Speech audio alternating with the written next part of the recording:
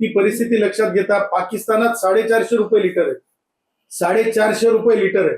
त्याच्यामुळे आजही आपली मान ताठ आहे आणि आपण खाडीचा वाटा आणि जर समजा देशात म्हणजे युद्धजन्य म्हणजे जगामध्ये युद्धजन्य परिस्थिती असेल तर देशांनी सुद्धा आपली तयारी ठेवलीच पाहिजे.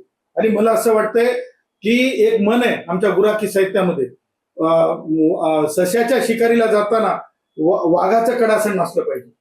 म्हणजे माहित नसतंय की पुढं ससा आहे की वाघ आहे, त्याच्यामुळे सश्याच्या शिकारीला जाताना वाघाचं कडासन असलं पाहिजे, म्हणजे वाघाशी लढण्याची तयारी असली पाहिजे. त्याच्यामुळे पाकिस्तान वगैरे मामूली देश आहेत ते तर 450 पर्यंत गेलेत.